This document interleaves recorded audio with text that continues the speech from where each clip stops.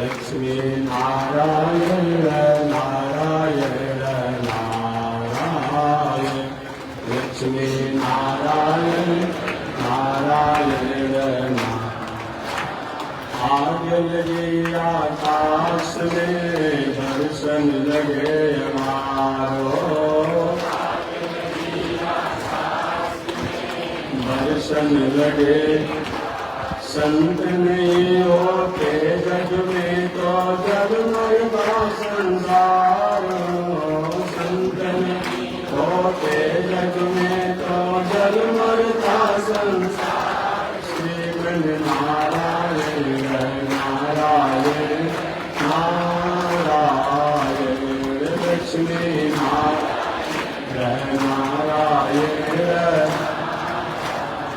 बोलिए श्री लक्ष्मी नारायण भगवान की अनंताचार्य कृपया वेदांत द्वयपारगम रामकृष्णांग्रिसज भक्तम विश्वक्सेन मुनिं भजे आसायम यज्ञसूत्रम शुचिव कुशितथा शोभपुण्ड्रं सभाले यस्यास्ते दक्षहस्ते कलिकुमतिगिरीन्द्रेन्द्रवाजं क्रीडन्नं संसाराग्नि प्रशान्त्यै प्रीतिजलममलं दारुपात्रं पवित्रं श्रीविश्वक्सेन सूर्ये पदकमलयुगं श्रेयशेषं स्मरामि लक्ष्मीनाथसमारम्भाम् नाट्यामुनिमध्यमाम् अस्मदाचार्यपर्यन्ताम् वन्दे गुरुपरम्पराम् नारायणाय विद्महे वासुदेवाय धीमहि तन्नो विष्णुः प्रचोदयात् महालक्ष्म्यै च विद्महे विष्णुपत्न्यै च धीमहि तन्नो लक्ष्मी प्रचोदयात् तन्नो लक्ष्मी प्रचोदयात्। परमाराध्य श्री लक्ष्मी नारायण भगवान नित्य वंदनीय पूज्य गुरुदेव श्री त्रिदंडी स्वामी जी महाराज के जुगल चरणों में कोटि नमन। भगवत भागवत आचार्य कैंकर्य पारायण महानुभाव पावन भूमि पर पावन कथा का निवेदन किया जा रहा है। पावन कथा प्रसंग अंतर्गत निवेदन किया गया था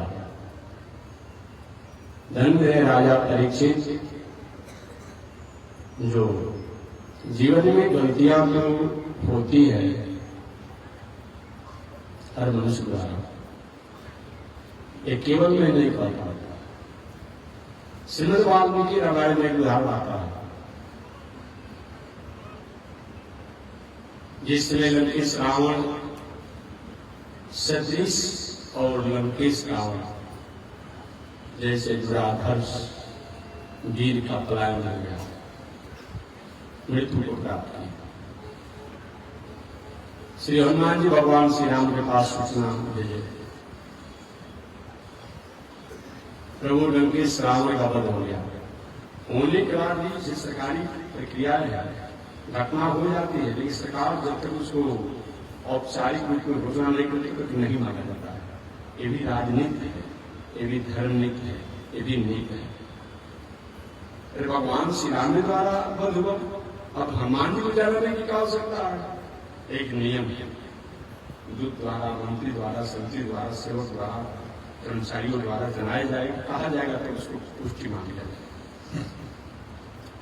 हनुमान जी ने कहा प्रभु श्री रावण जैसे दुराधर्ष देश का समापन हो गया, मृत्यु हो गया और भी बड़े बड़े वीर लोग मारे गए। भगवान श्री राम के कुछ मांग लो, कहीं मांगना होना क्या है। एक बार जब मैं गया था लंकापुरी में प्रथम बार, राक्षसियों राक्षसों का बहुत बड़ा उपद्रव वहां मैंने देखा। मैंने संकल्प दिया कि अगर मेरा भी समय आएगा तो मैं बदला लूंगा, कृपा कृपा कर मारूंगा। इनके शरीर में दही लगा करके, नमक लगा करके बांदर भलों से चटवा चटवा कर मारना है।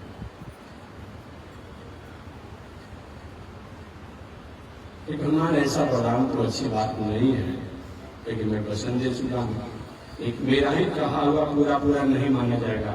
जाकर सीता जी से पूछूं क्योंकि उनके साथ तो उन राक्षसों ने अच्छा व्यवहार नहीं किया है, उनसे भी बड़ा है। ठीक, हनुमान जी गए, सीता जी को सूचना दिए कि दुराधर्ष लंकेश रावण जैसे राक्षस का वध है। ठीक, मांगो जो मांगना है, जो आपको मांगना है वो मांगेंगे। श्री हनुमान जी ने कहा कि राक्षसियों का राक्षस का चित्र होना चाहिए। सीता जी ने चित्र तो तुम्हारा होना चाहिए, राक्षसियों का कैसे चित्र होना चाहिए? हनुमान जी हमारा चित्र क्या होना चाहिए? एक इसीलिए तुम नैष्ठिक ब्रह्मचारी हो।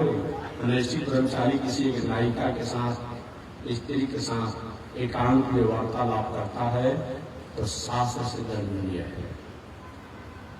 इसे द्वारा चित्रबद्ध होना चाहिए। हनुमान जी ठीक है, बुद्धि नाम ग्रहण है ना। आपने सुना होगा हनुमान जी जब पढ़ने की इच्छा हुई तो किससे पढ़े थे? साक्षात सूर्य देव ने इनको पढ़ाया था। पढ़ाने में सूर्य भयभीत हो रहे थे। लोगों ने कहा कि इनको पढ़ाई करनी नहीं पढ़ाएंगे। वाल अवस्था में जब गए तभी अबू खाने के लिए दौड़ कर कैसे भी हम पढ़ा पाएंगे? अरे गुरु के सामने चेला बैठेगा तो पढ़ेगा। प्राप्त कैसे आप लोग कहते हैं? प्राप्त रवि कैसे कहते हैं आप हनुमान जी का कि प्रातः काल होते ही सुबह सुबह क्या किए? सूर्य को खाने के लिए तैयार हुआ। एक समझौता हुआ, ठीक बैठा कर पढ़ाइए, बैठा कर नहीं पढ़ाना है तो कैसे पढ़ाएंगे? अब हुआ कि सूर्य देव खड़े हो गए और मुंह कर दिए हनुमान जी की तरफ। हनुमान जी का पीठ हो गया पीछे की तरफ और सूर्य जी बोलते चले जाते थे, हनुमान जी पढ़ते चले जाते थे। ऐसा कोई कुशागर होगा? मैंने चलते चलते पढ़ाया गया, रुक करके नहीं पढ़ाया गया। इस प्रकार से हनुमान जी ने विद्यार्थी प्राप्त किया। मूल इनाम लगेगा। एक हमारा चित्रवत क्यों होना चाहिए? सीता माता ने राक्षसियों का चित्रवत क्यों होना चाहिए? तो सीता माता ने कहा कि इसलिए आपका हनुमान चित्रवत होना चाहिए कि आप एक मैं राम की पत्नी, मेरे पास अशुभ वाक्य हम प्रथम बार आए और हमसे अपने वार्तालाप किया तो शास्त्र से हनुमान जी ये बात ठीक है कि मैं अपनी इच्छा से आया हूं। तो कोई स्वामी का सेवक को सूचना लेकर के आ गया, कोई डॉक्टर किसी रोगी को चाहे स्त्री हो उसको अचूक बालिका उसे देखे वहां निर्माण नहीं हुआ। राजा कहीं प्रजा के रूप में चाहे वो नायिका स्त्री को बात सुनना ही पड़ेगा। गुरु जो है शिष्य की पढ़ात्मा शिक्षा के साथ वहां होना ही पड़ेगा, वहां निर्माण नहीं हो रहा है। ऐसे बहुत जगह है, बहुत जगह से है।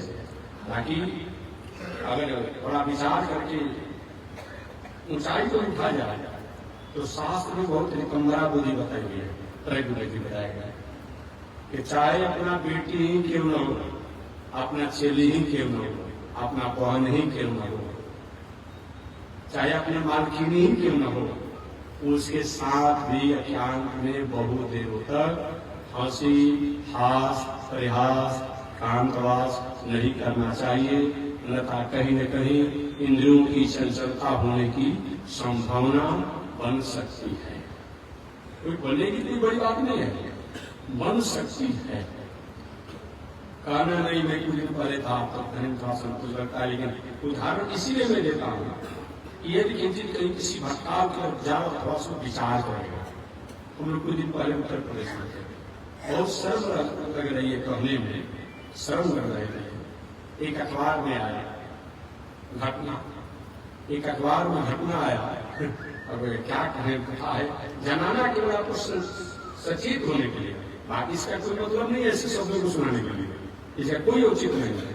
तो अखबार में आया, हम लोग उसमें उत्तर प्रदेश में थे, अखबार में आया एक क्या कहा, भतीजा कहा जाता है ना। एक भतीजा अपने चाची को लेकर के मुगल मार्गों से भटक गया, कहाँ दुनिया चली गई है। केस हुआ, बाद में रिकवरी हुआ, तो बताइए, मैं नाम भी जानता हूँ, गांव भी जानता हूँ, मैं नहीं तो आपको जनाने के लिए बताइए, अखबार में बताइए, भला ऐसा कुछ सोच सकता है? ऐसा कुछ सोच सकता है? भाई रोज पत्र पत्रिकाओं में आप पढ़ रहे हैं, सुन रहे हैं, ये हमारा विषय नहीं है। साफ तो सीधी सीधी बात करता है, मात्रा शस्त्रा दुहित्रावा न विवेका सनो भवे बलवान इंद्रियो ग्राम विद्वान सुमति करसति।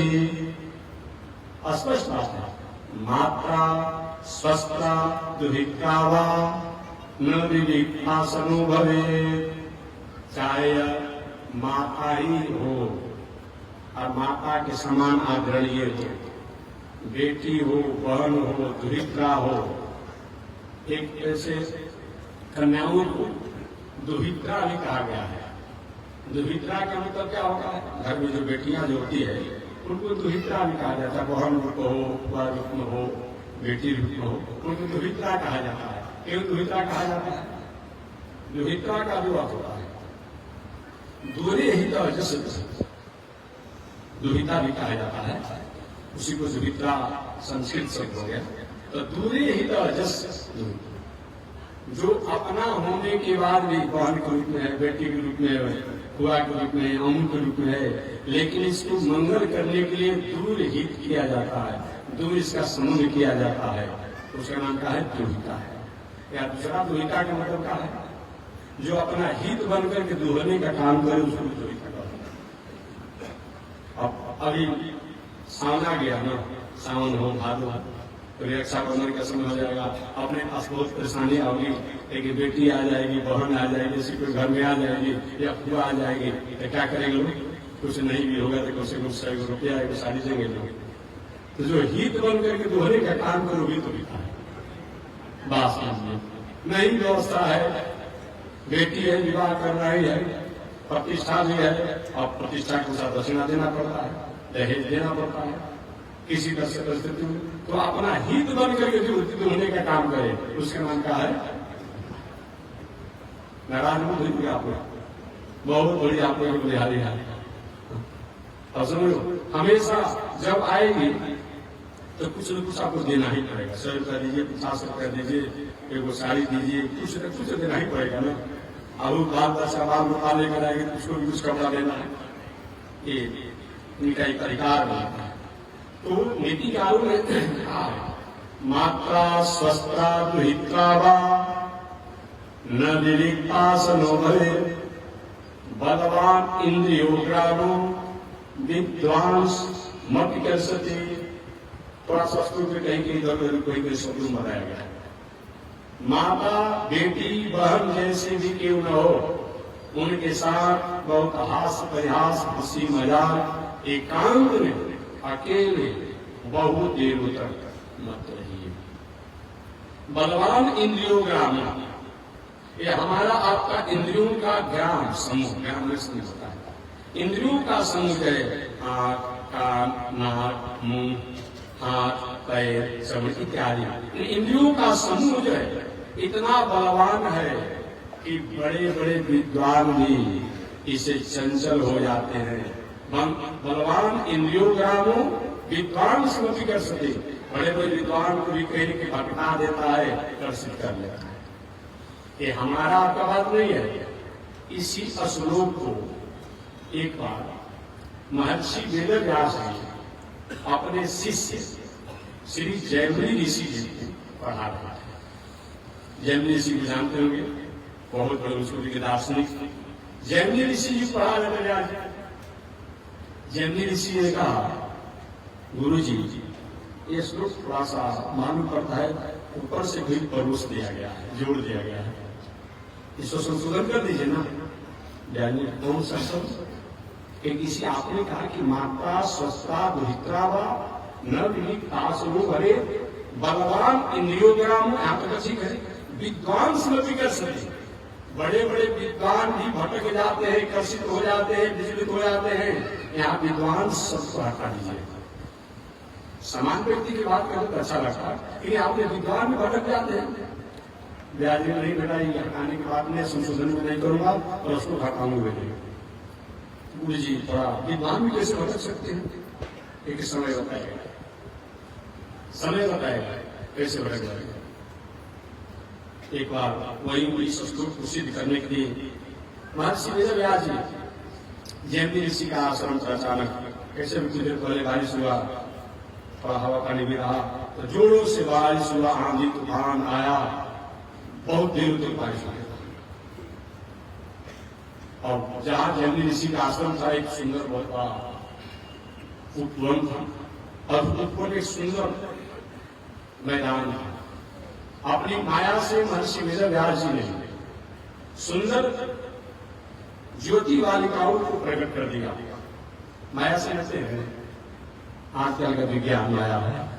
अभी हम बैठे हैं लेकर, अगर मोबाइल बटन दबाएंगे ना तो चित्रहार आ जाएगा। देखेंगे एक ही मिनट बटन दबाइए ना, चित्रहार एक दूसरा कोई आ जाएगा, पिक्चर आ जाएगा। यही तो माया है। वस्त्र नहीं होने पर भी मोबाइल में दिखाई पड़ेगा, जो सत्य नहीं होने पर भी सत्य दिखाई पड़ेगा। तो व्यास जी ने वही व्यास के पास विद्या था, जैसे आज वैज्ञानिकों के पास विद्या हो गया है। एक छोटा सा मोबाइल में लैपटॉप में और टैबलेट में आप देख लेते हैं, ये वही विद्या था, यही विद्या है। महर्षि वेदव्यास जी अपनी माया द्वारा सुंदर ज्योतियों को प्रकट कर दिया, जो बहुत समान वस्त्रों को पाने थे, समान और अल्प वस्त्रों को पाने थे, और आपस में कंदुक खेल रहे थे फुटबॉल। अब तक खेल भी सभी हो गया है। सबसे नामी खेल कौन हो गया है? आप समझते हैं छक्का दुक्का जो लगाते हैं। पहले के जमाना में कुश्ती होता था, फुटबॉल होता था, अभी तो बहुत कम हो गया है। इसी का महत्व हो गया है, इसी में शुरू लगे हुए हैं। तो मैं निवेदन करना चाह रहा था कि ज्योतियां फुटबॉल खेल रही थी, कंदुक खेल रही थी, और कंदुक खेलने के जब तो अचानक खेलते खेलते जोरों से आंधी तूफान जब आया तो सारा शरीर रख गया, अस्त व्यस्त अवस्था हो गई। शरीर कांपने को ऐसा होता है कि लगातार जोरों से आंधी तूफान हो और बारिश होता हो तो शरीर कांपने लगता है, कांपने लगी शरीर से। कभी इस बीच से नीचे जाए, कभी उस बीच से नीचे जाए, कभी हवा का प्रभाव और बारिश का प्रभाव होता है। अंत में जल्दी इसमें जो गुफा में से देखा ये ज्योतियां बहुत वेदना में, बहुत कष्ट में है। ये बारिश से भीग गई है, हवा के झटकों से परेशान है। दया सही से धर्म नहीं है। दया के समान दुनिया में कोई धर्म नहीं है, लेकिन दया का एक मानक होना चाहिए, दया की एक पात्रता होनी चाहिए। इस पर दया करना है। एक चोरी करके, कुकर्म करके, एक अपराध करके, एक अनिति अन्याय अधर्म करके कोई अपराधी आवे कि महाराज मेरा प्राण बचा लीजिए, एक क्या कर्तव्य होता है? नहीं भाई, ये आप न्यायालय के पास जाइए, सरकार के पास जाइए, शासन के पास। दया होना चाहिए, लेकिन दया का जो पात्र उस पर दया होना चाहिए। ऐसा नहीं करेंगे तो सारा दुनिया उधर उधर हो जाएगी। अब दया तो हो, अच्छी बात है। अब जयंती ऋषि ने आवाज लगाया, हे ज्योतियों, हे बालिकाओं, अरे मेरे गुफा तुम्हारे लिए ही है, तुम लोग आ सकती हो, बहुत परेशान तुम लोग। और ऐसे बारिश होती रही, बारिश होती रही। अचानक धीरे धीरे सभी ज्योतियां गायब हो गई, मात्र एक ज्योति बच गई। एक ज्योति बच गई, और एक ज्योति जो बच गई, जमने का वो सब तो चली गई, इतनी बेचारी परेशान है। देवी बेटी, मेरी गुफा में तुम रहो, मैं बाहर चला जाता है। और उनकी बातों में आकर के वो गुफा में उनकी चली गई, और जयंती ऋषि बाहर चले गए। जाते समय जयंती ऋषि ने कहा कि देखो, मैं जा रहा हूं कि रात्रि में 12 बजे रात्रि में एक प्रेत आता है, और प्रेत के गुफा खुलवाएगा ना तो तुम गुफा को नहीं खुलेगा। प्रेत तो है ही, भूत प्रेत होता है, लेकिन हमारा मन बुद्धि चित्त भी प्रेत है। अभी आप बैठे हैं ना, वरना से बैठे हाथ में मन रूपी प्रेत आप बुद्धि पे चले, सब आत्मा की तरह मिलेंगे और तुरंत जो चल देंगे। मामूली है दिमाग, ये हमारा आपका बुद्धि जो है, चित्त जो है, ये मन जो है, ये प्रेतों से महाप्रेत है। उसको तो कहीं पूजा पाठ करके शांत किया जा सकता है, लेकिन उसको शांत करना बहुत बड़ा कठिन है। श्रीमद् भगवत गीता में इन्हीं दुख को तो अर्जुन भगवान श्री कृष्ण से रो रहे थे कि चंचल सही मन कृष्ण, हे कृष्ण ये चंचल मन है। कब कहे? जब भगवान श्री कृष्ण ने अर्जुन से कहा कि मन मना भव, मेरे मन लगाओ, मुझको जजन करो, मुझको मानो, मुझको स्वीकार करो। तो अर्जुन के मन ही हमारे पास नहीं है तो आप लगाए कैसे?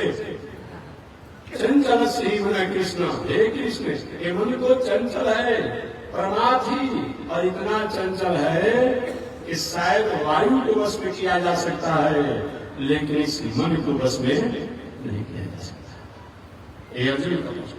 तो भगवान इसका क्या उत्तर दिया गीता में? भगवान ने कहा तुम ठीक कहते हो कि चंचल मन है, शायद वायु को वश में किया जा सकता है।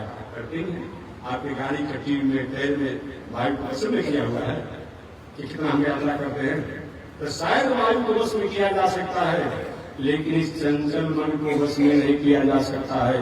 भगवान ने उपाय बताया गीता के अनुसार कि अभ्यास तुम पहुंचते, हे कुंती पुत्र, बार बार अच्छे कर्मों के अभ्यास करने से एक दिन चंचल मन भी शांत हो जाता है। ठीक है, कुछ लोग कहते महाराज मन ही नहीं लग रहा है तो पूजा कैसे करें? मन लगेगा तो पूजा करेंगे, हो ही नहीं सकती है। आप पहले पूजा करिए, आप पूजा करने का फल रहेगा, एक दिन मन लगने लगेगा। आप पहले कथा सुनिए, कथा पढ़िए, कथा सुनने का पढ़ने का फल है, एक दिन मन लगने लगेगा। मन लगेगा तो हम कथा सुनेंगे, पूजा करेंगे। ऐसा जैमिनी ऋषि चंचल हो, मेरा भी था, हम बाहर रहेंगे, ऐसा नहीं चलेगा, मैं खुशी में रहूंगा। और जैमिनी ऋषि अब रात्रि में कहते जीवती किवाड़ खोलो, गुफा के दरवाजा खोलो, दरवाजा खोलो। अभी तक नहीं महाराज मैं नहीं खोलूंगा। जैमिनी बाबा ने कहा गया कि 12 बजे रात में प्रेत आता है, वही आप प्रेत है, इसलिए मैं नहीं खोलूंगा। लेकिन नहीं, ये प्रेत नहीं, मैं ही जैमिनी ऋषि बोल रहा हूँ, ये प्रेत नहीं बोल रहा है, खोलो। नहीं खुली ज्योति। अंत में किसी तरह से जो गुफा का पत्थर छपरा हटाए, तोड़े और करके भीतर, और भीतर जब देखे कि जाने का खोलने पर भी जब गए, पूरे भीतर जो पत्थर लगा हुआ, बड़े परेशान। बताओ हमारा गुफा हम नहीं जा पा रहे।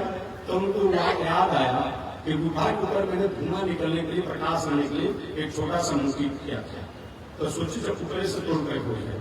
अवसर बाहर आवाज आते में क्या किए लोग, वो पत्थर से पत्थर को लेकर के तोड़ करके, और ऊपर से धुआं निकलने के प्रकाश में था, उसी से तोड़कर सोचे भीतर हो जाए। तो लगभग आधा तो नहीं दिए थे, आप तोड़ करके वो भीतर घुस गए। यहाँ तक शरीर भीतर कर गए। ऊपर से इधर व्यास महाराज एक स्वरूप से वहां भी ऊपर प्रकट हो गए, एक से ज्योति रूप में थे। ऊपर से व्यास जी ने उनके चुटकी को पकड़ लिया, जैमिनी ऋषि जी की शिखा को पकड़ लिया, और नीचे जो ज्योति रूप में उनके पैर को पकड़ लिया। एक बेटा अब बताओ, तुमने तो कहा था कि गुरु जी इस श्लोक को बदल दीजिए, ये अलग से थोप दिया गया है कि मात्रा स्वस्था तो हितवा न विवेकता सनो भले, भगवान इंद्रियो ग्रामो विद्वान सुनति कर सके। तुम्हारे जैसा न्याय दर्शन और दर्शन के विद्वान होकर के, जब ऋषि हम पढ़ते हैं, ऐसे विद्वान होकर के इस अजरात्रि में तुम चंचल हो गया। बताओ तो क्या परे में विद्वान नहीं भटक सकते हैं? अब बताओ श्लोक को हटा देंगे, रहने देंगे, और सही में श्लोक ठीक है, अलग से कुछ जोड़ दिया गया है कि नहीं गुरु जी श्लोक जो ठीक है, तो कैसे दुनिया के लोग जानेंगे ये श्लोक ठीक है? घटना तुम्हारे साथ हुआ है। तो ये व्यास जो चुरकी जो पकड़े थे, आज इस गुफा में रहते थे जैमिनी ऋषि, वहां एक लोहा का कील गाड़ देता है। आज भी संत महात्मा लोग कहीं त्रिशूल गाड़ देता है, कोई धुएं लगाता है, सब करता है, तो लोहा का कील गाड़े थे। ब्याज ऊपर से चुटकी छोड़ा और नीचे गिरे तो लोहा के कील में उनका पैर फंस गया और फंस गया। उसी खून से उन्होंने एक ग्रंथ लिखा जिस ग्रंथ का नाम है रक्त गीता। क्या नाम है? रक्त गीता नाम है। और उन्होंने सारे अपने अनुभव पर लिखा, सारे अनुभव पर लिखा। इसलिए मैं कहना चाहता हूं कि शास्त्र जो कहता है इसको कोई नकार नहीं सकते हैं। मात्रा स्वस्था दुहित्रा वा न दिलिक्ता समुभवे बलवान इंद्रियो ग्राम विद्वान स्मृतिकर्षते। यही तो आप जानते होंगे, भर्तृहरि जी का नाम सुने होंगे, सुने हैं? अरे विक्रमादित्य जी का नाम सुने हैं? सुने होंगे। अभी हम लोग विकर्मीय सीमत जो है, लोग कहता है कि हमारा धर्म बड़ा है, हमारा धर्म बड़ा है। अरे भले आदमी थोड़ा भी पढ़ा होते तो आप अपनी बुद्धि से विचार करके कि आपके दुराग्रह के अलावा और कुछ। ईसा साहब जी को आए कितना दिन हुआ? ईसा साहब जी को आए कितना दिन हुआ? 2026 वर्ष। ईसा साहब को संसार में जन्म लिए कितना हुआ? 2026 वर्ष। 2026 वर्ष ईसा साहब हो गए। और मोहम्मद साहब जी को आए संसार में कितना हुआ? 1500 वर्ष में कुछ कमी हो रहा है, ठीक। और गुरु गोविंद सिंह गुरु नानक जी को आए कितना हुआ? लगभग वो भी लोग 500 वर्ष के भीतर के। और दुनिया में जितना आए होते बहुत, कुछ 100 वर्ष के, कुछ 150 वर्ष के, कुछ 125 वर्ष के, कुछ 300 वर्ष के, इसके सभी तरह। मूसा साहब ये कोई थे, ईसा साहब, मूसा साहब, वो भी लगभग उसी अंतराल में। और महावीर तीर्थंकर ये भी लगभग 2000 वर्ष के अंतराल ही है। और बाकी एक और हुए हमारे गौतम बुद्ध की जो बात करता है, ये भी लगभग इसी अंतराल में। लेकिन विक्रमादित्य जी को आए कितना दिन हुआ? अरे विक्रम में समझ कितना चला है जी? शायद 2083 चला है, क्या से 83 चला है, ठीक लीजिएगा, 2083। एक बात स्पष्ट हो गया कि ईसा साहब से पहले कहे विक्रमादित्य जी, मोहम्मद साहब जी से पहले है विक्रमादित्य जी, गुरु गोविंद सिंह गुरु नानक जी से पहले कहे हमारे विक्रमादित्य जी। लगभग जैन और बौद्ध जो मानते हैं उनसे भी लगभग समान है, इस समय कालीन को है। अब फिर भी आप बुद्धि पतरस नहीं आती है, थोड़ा भी आप विचार नहीं करते हैं, दुराग्रह की भावना से आप ओतप्रोत हैं। ऐसे विक्रमादित्य जिसके द्वारा आज विक्रमीय सम्मत कर रहा है। और दुनिया में विक्रमादित्य जब सम्राट हुए, राजा हुए, तो केवल राजा ही नहीं थे, बहुत बड़े ज्योतिष भी थे, बहुत बड़े विद्वान भी थे। इसलिए आप पता में जब देखेंगे ना, अब कहाँ से किसका मानक है, किससे कहाँ से कितना मानक है, समुद्र का कितना है, दिन का, तो सारा ज्योतिष का जो भी है बहुत कुछ जानकारी था विक्रमादित्य जी। तो विक्रमादित्य जी जब आज से लगभग 2083 वर्ष हो जाए, तो विक्रमादित्य जी एक आदमी तो राजा बन गए, उज्जैन के रहने वाले थे, राजा बन गए। और एक भाई जो है साधु बन गए विक्रमादित्य जी। उन विक्रमादित्य जी के जो भाई साधु बन गए उन्हीं का नाम है भर्तृहरि। क्या नाम है? भर्तृहरि। इनके नाम पर नाथ संप्रदाय चलता है। इन भर्तृहरि के नाम पर नाथ संप्रदाय चलता है। तो सुनिए, एक भाई साधु बने भर्तृहरि हो गए। जो भर्तृहरि वही है जिसकी परंपरा में बहुत से लोगों को शरीर बजा के लोग गुजर जो मांगता है, आश्रम स्वतंत्र मांगता है। और फिर भी थोड़ा सा उनका एक अलग तरीका हो गया है। पहले के जमाने में उनका बहुत बड़ा महत्व होता था, बहुत बड़ा आदमी है जो ऐसे नियम से रहने वाले हैं। लेकिन कोई भी अच्छा काम होता है ना, तो किसी से दूर में काम शुरू हो जाता है, दूर में काम शुरू हो जाता है। ये तो हमारे यहाँ का नियम है। ये हमारे दुनिया में हमारा देश जो है वैकल्पिक व्यवस्था बहुत चलता है। अरे मैं सफाई करा रहा था तो मैंने एक बात कहा कि हमारे देश के लोग विकल्प क्यों लेते हैं। एक बार देश में नियम है कि गाय इतना दूध दिया तो अगला दूध उतना देना चाहिए, नहीं दिया तो काहे नहीं दिया, उस पर रिसर्च होगा, जांच होगा। तब एक रखे थे विदेशी गाय, वही को 25 लीटर तक 25 लीटर देना है, 50 लीटर से 50 देना है। अगर 10 लीटर कहीं कम होगा तो काहे कहूंगा, खिलाने में कमूंगा, क्या होगा, वायरस हो गया, क्या उस पर जांच किया जाएगा। तो विदेश में रहने वाले थे और गाय अच्छी दूध देती थी, संयोग से उसने 10 लीटर कम कर दिया। अब जब कम कर दिया तो गाय कम की, क्या कारण है? संयोग से हमारे देश के थे दूध का व्यापार करने वाले, ये दूध का व्यापार किसी जात का नहीं है कि केवल जात का, वो दूध का व्यापार करने वाले थे। कहीं कह रहे महाराज क्या इसमें टेंशन में पड़े हुए, अगर सोचे तुमने कैसे क्या खाए इससे हो गया, इसमें क्या बिगड़ा हुआ है? 10 किलो अगर दूध कम है तो 10 किलो पानी डाल दिया, हो गया 50 किलो दूध। ये हमारे हमें जो है एक वैकल्पिक व्यवस्था हमेशा रखते हैं। अभी जीवन स्वामी जब करे, प्रणाम बना रहे, कथा हो रहा है ना, तो बस ऐसा ही हमें काम करना है। वो नकल करने का हमारा एक बहुत बड़ा सांस है। हमारी दुनिया के को हम अच्छे तरीका से हमारे पहचान अलग हो गई, हम नकल करें, ये बहुत है।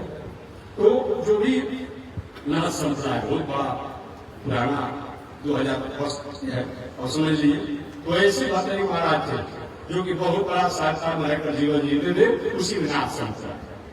तो मैं निवेदन करना चाह रहा था कि वही भर्तृहरि जी जो विक्रमादित्य जी के भाई हैं, उन्होंने एक शब्द लिखा, वही आपको बताने के लिए इतना बात उनको बताना पड़ा। भर्तृहरि जी ने एक शब्द कहा था, विश्वामित्र पराशर प्रवृत्तया। क्या चीज? विश्वामित्र पराशर प्रवृत्तया। ये दुनिया में रहने वाले लोग हम और आप कौन होते हैं? हम तो पधार करते हैं जी। कभी कभी आप लोग देते हैं तेनी के चावल खाएंगे, कुटू के चावल खाते हैं, कभी खीर भी खाएंगे, कभी रावड़ी भी खा सकते हैं, कभी पेड़ा भी खाएंगे, किशमिश काजू भी खाते हैं, तो खाएंगे। विश्वामित्र पराशर प्रवृत्तया। ऐसे विश्वामित्र पराशर प्रवृत्ति के लोग जो अपने समय काल में कभी कभी पत्ता खाकर भी रहते थे, वायु पी करके रहते थे, कभी पत्ता खाना भी छोड़ देते थे, क्योंकि वायु को भी रोक करके प्राणायाम इत्यादि बनाने वाले थे। कभी कभी तो साधना करके पूरे शरीर में देवता ही जम जाता था, वैसा तो हम लोग नहीं गए।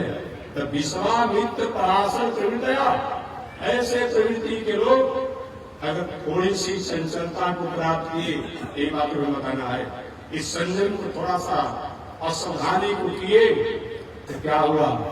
विश्वामित्र जी ने मेनका से शकुंतला नाम के बेटी को जन्म दे दिया। नहीं जानते हैं क्या? जानते हैं? पराशर जी की कथा तो आप जानते हैं। तो हम और आप कौन होते हैं? हम और आप कौन होते हैं? आज संत महात्मा ठीक है, आदरणीय है, वंदनीय है, विद्वान भी आदरणीय है, वंदनीय है, किसी के प्रति नो ऑब्जेक्शन, नो कमेंट, किसी पर कोई ऑब्जेक्शन नहीं है, कोई कमेंट नहीं है। लेकिन आज के अब कुछ लोगों का ये स्टेटस बन गया है, ये महाराज की राज ऋषि है, बहुत बड़ी संस्कृति है। 5 लोग अगल से, 5 लोग बगल से, 5 लोग आगे से, 5 लोग पीछे से, और चारों तरफ से दासियां घेरी हुई है। महाराज जी किसी से कुछ करा रहे, किसी कुछ कर रहे हैं, बहुत बड़ी मुश्किल के संग राज ऋषि जो है, यही राज ऋषि का मतलब होता है। अभी में बलिया जिला में एक व्यक्ति कुछ दिन पहले बलिया जिला में क्या था, एक आए तो बेचारे कथा करने के लिए हमारा नियम है कि कुमारी कन्याओं का हाथों का बनाया हुआ खाते। हमको वहां जाना था कुछ दिन के बाद, तो हमारे ऐसे महात्मा जी आए करने के कथा व्यास जी आए, हम करने के ऐसे कथा कहा गिराई खाइए। ये क्या मतलब होता है? क्या कुमारी का नाम को बनाए खाएंगे? अपने घर है जाएंगे घर में, तब ऐसा ऐसा गुण करता है। इसी प्रकार है, एक भी मतलब होता है। अरे कोई साथी विचार से स्नान ध्यान करके मुझे बता तो सब पा लीजिए, ये क्या मतलब होता है? ऐसा ऐसा कर रहा है, दास दासियों से गिरा जाता है, उससे तो अच्छा है कि विवाह कर लीजिए। विवाह करके भगवान का भक्ति कीजिए, पूजा करिए, पाठ करिए, जप करिए, दान करिए, तीर्थ करिए, व्रत करिए। ये संस्कृति कहाँ कलंकित कर रहे हैं? भक्ति को, संस्कृति को क्यों आप कलंकित कर रहे हैं? ऐसा करके क्या विवाह करने में कोई दोष हो जाएगा? जितना भगवान का अवतार हुआ है उसमें से 99% भगवान, 95% गृहस्थे। राम जी, कृष्ण जी बहुत, अरे दूसरा का अवतार जो हुआ जैसे कि रावण भगवान ब्रह्मचारी बन गए, एक स्वरूप से लक्ष्मी की उत्पत्ति रहती है, नरसिंह भगवान को तो विवाह होने की बातें नहीं थी, वो तो कमरे से प्रकट हुए थे। अब मान लीजिए मीना अवतार हुआ भगवान का, तो उस अवतार में कौन सा विवाह होगा? कच्छप अवतार हुआ तो हो सकता है कुछ अवतार ऐसा है, कच्छप अवतार, मीना अवतार, बराह अवतार, नरसिंहावतार, वामन अवतार, नारद जी का अवतार, सनक सनंदन सनातन सनत कुमार का अवतार, ये ठीक है ब्रह्मचारी रूप है, एक ब्रह्मचारी रूप है। बाकी जितना अवतार हुआ है ये सब देखिए हंसी आश्रम में है। देख रहे हैं क्या उनकी स्टेटस कमजोर हो जाएगी, प्रतिष्ठा कमजोर हो जाएगी? नहीं नहीं, विवाह शादी करने से हमारा स्टेटस कमजोर नहीं हो जाएगा। इसीलिए भागवत में लिखा हुआ है कि जितने सभी गृहस्थ है वो बेचारा साधु बनने के लिए अपना पत्नी को छोड़ करके चिमटा लेकर के लाल कपड़ा पहन करके पियर कपड़ा पहन करके दाढ़ी मूछ बढ़ा करके घूम रहा है सीताराम। और गृहस्थ जो है वो साधु का भेष बनाकर अपना स्वरूप बिगाड़ दिया। अब जो विरक्त है वो अपना बहुत बड़ा ठाट राशियों से घेरने के कारण वो बहुत बड़े आदमी है, हम राज ऋषि है, वो अपना स्वरूप बिगाड़ दिया। उधर वो बिगाड़ दिया, उधर ये बिगाड़ दिया, दोनों बिगाड़ दिया। नहीं नहीं, धन हो गृहस्थ आश्रम, धन हो गृहस्थ आश्रम, धन है गृहस्थ आश्रम, गृहस्थ आश्रम से श्रेष्ठ कोई नहीं। आज जितने भगवान का अवतार हुआ है, स्वामी जी हो, असामी जी हो, भगवान हो, देवता हो, सबको संतुष्ट करने वाला कौन है? गृहस्थ आश्रम। अगर गृहस्थ आश्रम नहीं रहे तो किसी की पूजा होगा? ये स्वामी जब करने आए कहाँ पे घर से लेकर आएंगे कि वो फैक्ट्री चलाते हैं, सबसे चंदा मान करके जब करेंगे, भंडारा बांटेंगे, सब करेंगे, पूजा पाठ करेंगे। तो स्वामी जी हो तो, असामी जी हो तो, देवी देवता हो तो, भगवान हो तो, सबको संतुष्ट करने वाला गृहस्थ है। इसलिए धन हो गृहस्थ आश्रम, गृहस्थ आश्रम धन्यवाद करता है। आप अपनी गरिमा को नहीं समझते हैं, अपनी गरिमा को आप समझ लीजिए, सारे लोग आप ही पर आश्रित हैं, सब लोग आपको आश्रित हैं, देवता से लेकर के सबसे लेकर के। इसीलिए गृहस्थ आश्रम में नहीं भी पूजा पाठ करने पर आपके द्वारा जितना पुण्य हो जाता है, क्या कुछ पुण्य करेगा? कहीं करे लक्षण विलक्षण मोक्ष भाग रामानुजो विजयते यति राज राज। किंकर हल चला रहे हैं, खेती कर रहे हैं, धान का आपने खेती किया, कितना फसल नीचे गिर गया, डीजल दिखाते हैं। बहुत प्रकार से अंग हो तो चाहे किसी का भोज भंडारा चलता हो, उसी से होता है ना। गृहस्थ आश्रम श्रेष्ठ है, जो भगवानों को जन्म देता है, देवताओं को जन्म देता है, साधु महात्मा को भी जन्म देता है। आज हमारे पूज्य गुरुदेव श्री त्रिदंडी स्वामी महाराज किसी के पुत्र ही न होंगे। भगवत पाद श्री रामानुजाचार्य स्वामी जी इतना बड़ा भक्ति का प्रचार किए, किसी का पुत्र ही न होंगे। गृहस्थ कोई खराब चीज नहीं है, लेकिन हम नहीं समझ पाते हैं, और नहीं समझने के कारण हम अपने स्वरूप से भटक जाते हैं। तो मैं निवेदन करना चाहता हूँ, चाहे कोई भी हो, अगर बताया गया है कि थोड़ी सी हमारी चंचलता होती है तो चंचलता का कारण बहुत बड़ा विस्फोट होता है। सीता माता ने कहा, इनोशन था, सीता माता ने कहा हनुमान चित्रवत माता मेरे जैसे नायिका के पास तुम अकेले आए हो। हनुमान जी तो कांपने लगे, मेरा चित्र मैं तुम्हें काफी हूँ, एक अपराधी इसीलिए हो कि नैष्ठिक ब्रह्मचारी हो, बाल ब्रह्मचारी हो, मेरे पास प्रथम बार एकांत में आया, वार्तालाप किया, लेकिन मैं अपनी इच्छा से आया होता और तब तो हमारा चित्रवत होना चाहता था, लेकिन मैं अपने स्वामी राम की आज्ञा से आया हूँ, अतः मेरा चित्रवत नहीं होना चाहिए। सीता माता ने कहा ठीक है, जब तुम अपने स्वामी राम की आज्ञा से मेरे पास आए हो तो तुम्हारा पर्व कानून लागू नहीं होगा धर्म का।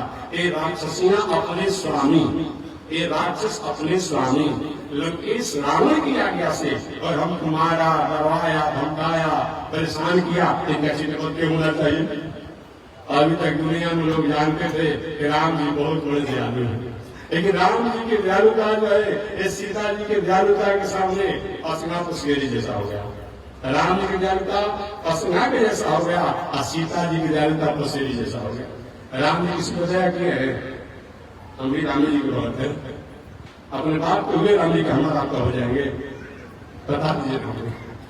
राम राम कहीं राम कहीं, राम राम कहीं राम, राम गए से उधार। ऐसे प्रधानमंत्री क्या होता है भाई? स्वर्ग का मतलब क्या होता है? क्षीणे पूरे मंत्रों संसद पुनः हमारा जब क्षय हो जाता है तो इस संसार में भेज दिए जाते हैं। जैसे किसी का फिक्स डिपोजिट नील हुआ, खाता नहीं, तो एटीएम काम नहीं करेगा, जहां जाएगा काम नहीं करेगा, है नहीं पैसा, यार क्या करेगा? तो वही पैसे का पूजा समाप्त होता है, इस संसार में आ जाते हैं। एक बार कोई हराम कह देता है, विराम कह देता है, विश्राम कह देता है, उसका बहुत बड़ा उत्तम गति हो जाती है।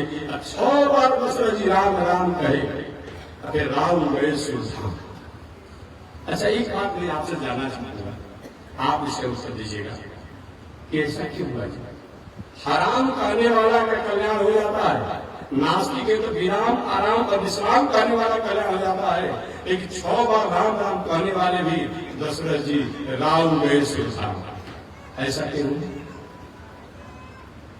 एक नीति कार्य की बात मैं बताऊं। मरते समय जो व्यक्ति जिस भावना को, जिस विचार को याद करके स्मरण करके मरता है, वो उसकी उसी स्थिति रहती है। तो दशरथ जी महाराज मरते समय राम के दर्शन करने की भावना थी। क्या थी? राम के दर्शन करने की भावना थी। राम जी के सोच में ही चले गए, इसे राम को देखने की भावना थी। आपने सुना होगा, सुनो, राम से कह देना, एक दो दिन में जंगल में घुमा करके रथ पर बैठा करके लौटा करके ले लेना। राम दशरथ जी का बात है। राम, मैं कहता हूं मुझे जेल में बंद कर दे, दिवाली आघोषित कर दे और अयोध्या करके। अरे राम के दर्शन में वे लीन थे और उसी में चले छूट, इसलिए दर्शन नहीं हुआ था, अतः स्वर्ग तक रुके रहे। और वही कब कल्याण हुआ? जब लौट करके राम जी जब आए, तो सारे देवता लोग मंगल कामना किए, हे प्रभु राम, देखिए आप पिताजी स्वर्ग में आकाश में दर्शन दे रहे हैं। और जब राम जी का दर्शन किए तब फिर उत्तम क्योंकि दर्शन नहीं हुआ था, इसलिए तो अपने बाप को नहीं हुए, अपनी पत्नी को हुए, सारा दुनिया को लोग कह दिया। आज साधारण कितना भी बड़ा अपराधी हो, कर्मी हो, बेविचारी हो, लेकिन न्यायालय और शासन सरकार समाज को हत्या मान दिया जाता है। सारा दुनिया के लोग कहते सीता में कोई दोष नहीं है। फिर भी राम जी ने क्या किया? अपनी पत्नी को वाल्मीकि जी के आश्रम पर पहुंचा। कोई मतलब होता है? हम उस अवस्था में, जिस अवस्था में गर्भावस्था में है, अपने बाप का हुए नहीं किए, अपनी पत्नी का हुए नहीं किए, अपने भाई का हुए। ये लक्ष्मण जी के लंकापुरी में कहे कि जय हो और मुलाई नारी हेतु के बंधु गवाई।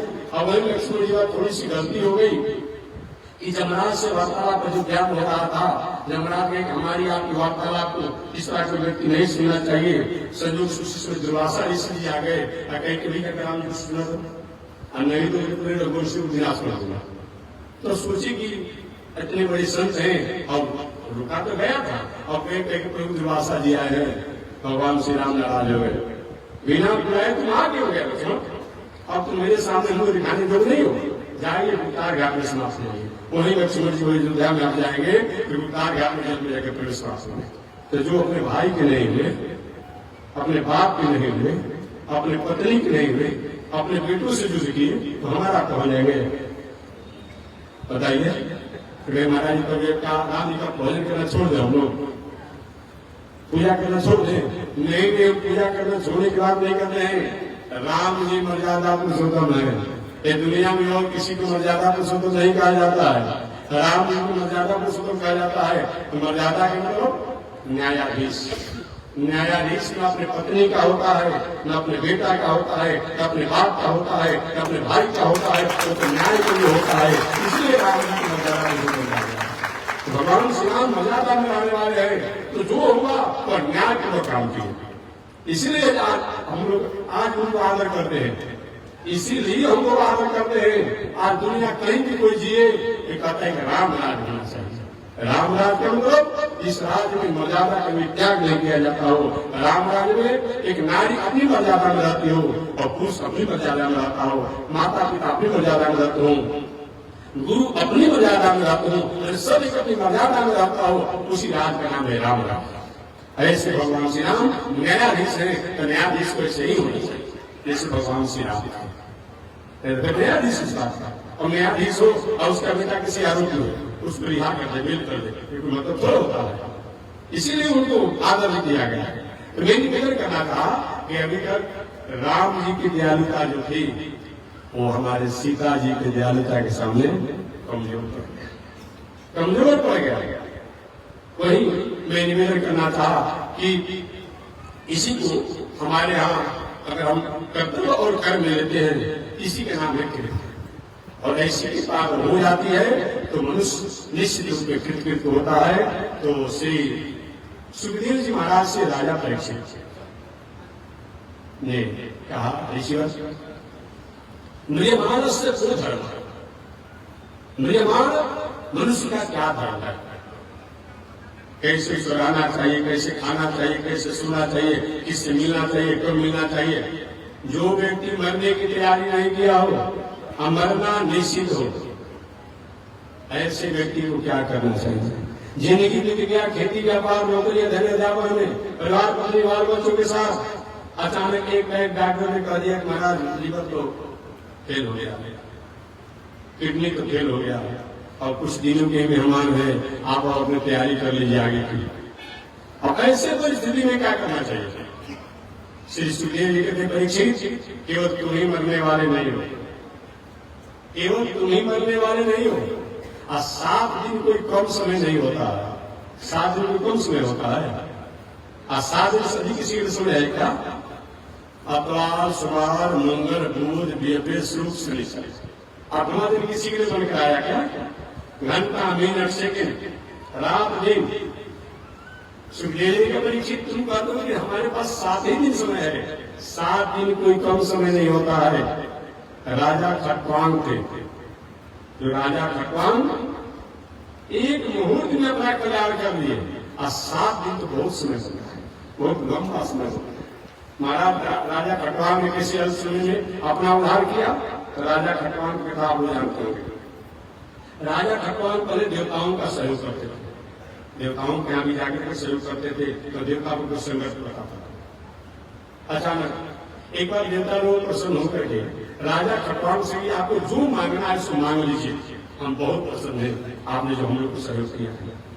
राजा खटवांग ने महाराज पहले बताइए मेरा उम्र अभी कितना शेष बाकी है, अभी मेरा उम्र कितना शेष बाकी है। देवताओं ने कहा बस एक मुहूर्त। एक तरफ कुछ लेकर क्या करेंगे, अब दुनिया की चीज लेकर क्या करेंगे। आप देवता लोग हमें भगवान का भक्ति का वरदान दे दीजिए। वहीं राजा खटवांग ने एक मुहूर्त का जो समय था उसमें भक्ति का वरदान लेकर के अपना उद्धार किया। सुखदेव जी कहते परीक्षित ये बताओ 7 दिन कोई कम होता है क्या। ये दुनिया में कौन व्यक्ति जीता है। शास्त्र में सतयुग में लोग 1 लाख वर्ष तक जीते थे। कितना।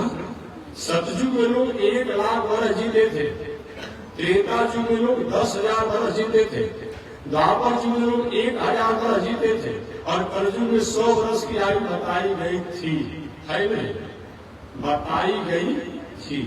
पुराना जो जनरेशन है वो ठीक है 100 वर्ष, लेकिन आगे आ रहा है जनरेशन का वो 100 वर्ष की बात नहीं की जाएगी, नहीं की जाएगी। सतयुग में लोग समाधि योग द्वारा अपना आनंद की अनुभूति करते थे, परमात्मा की कृपा को प्राप्त करते थे। त्रेता युग में लोग जग जग आदि द्वारा आत्म कल्याण प्राप्त करते थे।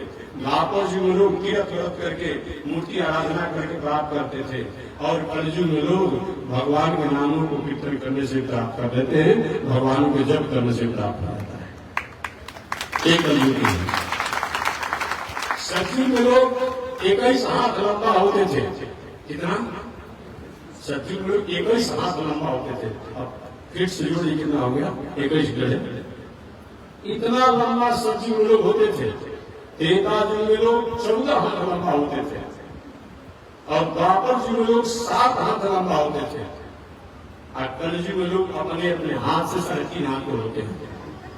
नाप लीजिएगा अपने अपने हाथ से, ऐसे हम कलयुग लीजिएगा। शिशु जी का परीक्षित बताओ, मान लो 100 वर्ष की आयु कलयुग में, रज्जू में आई 100 वर्ष की, ठीक है, फिर 100 वर्ष को जीता है। 100 वर्ष में 25 वर्ष चला गया बचपन में, चाय में, खाने में, कूदने में, खेलने में, पढ़ने में, लिखने में। तो 25 वर्ष तो खाने, कूदने, खेलने में, अब तो 40 वर्ष का उम्र हो जा रहा है, अब मैट्रिक का परीक्षा दे जा रहा है। कहानी के लिए भाई आप हो सकता कभी लाइन में हो तो कोई लग जाए। फिर पहले आपने सुना होगा ऐसे बहुत से मास्टर साहब हो गए जो कि 6 महीना मास्टर बने फिर हुआ। फिर पहले हमने सुना होगा, फिर पहले हमने सुना होगा। तो लोग 40 वर्ष में तो लोग ज्यादा मैट्रिक की परीक्षा में देंगे, इन्होंने मैट्रिक का परीक्षा निकाला है। बताइए हम 25 वर्ष मान रहे हैं, तो 25 वर्ष उम्र हो गया खाने का, कूदने का, खेलने का, पढ़ने का, लिखने का, 25 वर्ष मान। अब 25 से 50 वर्ष का जो है, जब अकेले थे 2 हो गए। श्रीमती जी के साथ सिट डाउन, जी हाँ, स्टैंड खड़ा हो जाओ, बैक हो जाओ, बैक हो, आगे चलो, आगे चलेंगे। सास जी को अलग करना है, अभी करेंगे। ससुर जी को अलग करना है, अभी करेंगे। आगे बंटवारा होना है। मैंने 25 वर्ष की अवस्था में जो है अब इसी समय भी जाता है 19 पास कर देगा। सबकी यही स्थिति है। मानस में तो तुलसीदास ने कमाल कर दिया कि तभी तक से माता पिता के चरणों में प्रेम बना हुआ है जब तक से श्रीमती जी का चाह ही नहीं मिला है। अजय भी श्रीमती जी जब आती है, जैसा और करती है और हो जाना है, जैसा और करती है और हो जाना है। मानस का बेटा है। तो 25 वर्ष की आयु जो है, हमें पढ़ने लिखने बचपना में भी जाता है। अब 25 से 50 वर्ष की आयु जो है, पत्नी के साथ दिनचर्या में भी जाता है। विवाह शादी की, भाई घर कर जाना चाहिए, समाज में प्रतिष्ठा भी हो जाना चाहिए, फिर बाल बच्चा हो जाना चाहिए, कहीं अपनी नौकरी के बारे में, बच्चों के पढ़ाने के बारे में, इसमें 25 वर्ष आगे जाती है। तो 50 वर्ष तो बीत गया इसका। अब बाकी 50 से 75 वर्ष की आयु जो है, सामाजिक प्रतिष्ठा, समाज में प्रतिष्ठा बनाने में हमारा सहयोग करता है। अब 75 वर्ष से 100 वर्ष की आयु जो है, अब 75 वर्ष के बाद क्या होता है, कमर में दर्द हो गया, घुटने में दर्द हो गया, सब तरह रोग ही रोग हो जाता है। उसमें हम उस परिस्थिति में रहते हैं। अब तो कोई बात तो हमारा नहीं मानता है। किसी के पास एक दिन का समय है, एक दिन भजन करने का, आशा काम करने का नहीं है। दूसरा सुखदेव जी महाराज परिस्थिति बताओ, 100 वर्ष की आयु बताएंगे। तो 100 वर्ष की आयु में 50 वर्ष तो सोने में चल जाता है, ईमानदारी से। 100 वर्ष की आयु में 50 वर्ष तो सोने में चला जाता है, 25 वर्ष बचपना में चला जाता है। अब 25 वर्ष जो परिवार, पत्नी, बाल बच्चों की व्यवस्था में लग जाता है। किसी के पास एक दिन का समय है, किसी के पास नहीं है। इसीलिए जो जितना समय हो, जब से सूझ तब से बूझ। अगर हमारा सूझ हो गया तब से वही अच्छा है। तो परीक्षित 7 दिन कोई कम समय नहीं होता है। सूर्य जी कहते हैं 7 दिन कोई कम समय नहीं होता है। ऐसे कोई व्यक्ति जब जान जाए कि हमें आगे से भेजने का, परिस्थिति बताओ। ये सब जानने के बाद भी संत महात्मा ज्ञानी अच्छे दिखे लोग उन धन परांधों के बीच, उन धनांधों के बीच जो धन में अंधे हैं और अंधे होकर गलत तरीका जीवन जीते हैं, उनके पीछे चलते हैं। जब नदियां अपना जल बहाना और पंछी पशुओं को जल पिलाना नहीं छोड़ पाती है, मार्ग में बहुत से ऐसे कपड़े हैं जो हमारे शरीर को ढक सकते हैं, बहुत ऐसे खेतों में अन्न गिरे रहते हैं, फल रहते हैं, खाकर भी जीवन जी सकते हैं, फिर भी अनिति कुकर्म पाप से जीवन जीने वाले व्यक्तियों के पीछा न जाने लोग क्यों रहते हैं। नहीं होना चाहिए। आगे सुनने परीक्षित जो व्यक्ति जान रहा है कि हमें जीना अब नहीं है, डॉक्टर की तरफ से, समाज की तरफ से ऐसे भी समझ जावे, सारा इंद्रिया जवाब दे रही हो, तो व्यक्ति को सारी दुनिया से स्नेह को, मोह को, प्रेम को समेट लेना चाहिए, अलग कर देना चाहिए, हटा देना चाहिए। ये सबसे प्रथम काम है। लेकिन दुनिया के लोग क्या करते हैं, जब मरने का बारी होता है ना, सारा जिला जवारा क्षेत्र अब सब बेचारा खाट पड़ा हुआ है, लंबी लंबी श्वास गिर रहा है, अब कोई आएगा, बाबा इनको छीन रहे, बेचारे मुड़ी डोलाते, अरे अब छीनिए तो क्या करेंगे, इतना दिन बीत गया, आज छीने से काम नहीं कर जाएगा। नहीं नहीं, ऐसा कभी मत कीजिए। जो भी व्यक्ति को जान के बहुत लोग जीने वाले नहीं, दादा हूँ और दादा हूँ, या जुड़ावस्था में कोई रोग हो गया और बहुत जीने वाले नहीं, असाध गुरु हो गया, अगर आपका ढेर से उनके प्रति अलग से आइए और देख कर चले जाइए, और उनके सामने नेत्रों को चिनवाइए मत। एक हो सकता है नेत्रों के सामने कोई छोटा बालक का वृद्ध का नेत्र बहुत सीसीटीवी जैसा हो जाता है, जो बात बैठ जाता है ना, मरते दम करेगा। अगर कहीं वो व्यक्ति का स्मरण हो गया, उसका स्वरूप हो गया, उसी होकर अधोगति को प्राप्त करेगा। अगर आप आइए देख लीजिए, वैसा हो तो जहाँ रहते हो भगवान के अच्छे स्वरूप का फोटो का, राम जी, कृष्ण, वामन, नरसिंह, विष्णु भगवान, लक्ष्मी नारायण का फोटो रखिए। असंभव होते कोई जाए अगल बगल से, और जो तो नया नया चला है कि माइक में है छोटा सा कम आवाज करने वाला, सीताराम सीताराम, हरे राम, और कुछ नहीं तो हनुमान चालीसा का पाठ हो, गीति का पाठ हो, भागवती का कथा होता है, ऐसे श्रीमन नारायण लक्ष्मी नारायण लगा लीजिए। यही कहीं आवाजें सुनाई पड़े तो कान से ही पड़े, दृष्टि पड़े तो भगवान का फोटो ही दिखे, दृष्टि पड़े, ऐसा मानने वाले व्यक्ति को ये होना चाहिए। और इस प्रकार जब एक माहौल बन जाए, तब बताया गया है अगर वो व्यक्ति कहीं थोड़ा स्वस्थ हो तो उसे योग का सहारा लेना चाहिए। और योग के सहारा लेने में सबसे पहले तो अपने सारे इंद्रियों के सबको संयम करके, खान पान में संयम होना, उठन बैठन पर संयम होना, बोली व्यवहार पर संयम होना, और ध्यान चिंतन पर संयम होना। ऐसे अगर योग का सहारा लिया जाता है तो योग के द्वारा वो व्यक्ति उन परमात्मा के आनंद की अनुभूति करता है। राजा कृष्ण की गुरुवर योग किसे कहा जाता है, कौन सा योग करना चाहिए, तो सुखदेव जी महाराज ने पूरा अष्टांग योग की व्याख्या किया। तो कल इसी के साथ मैं निवेदन करूंगा कि योग द्वारा कैसे करेंगे, शेष चर्चा अगले दिन आज इसी के साथ करेंगे। श्रीमन नारायण लक्ष्मी नारायण, श्रीमन नारायण लक्ष्मी, श्रीमन नारायण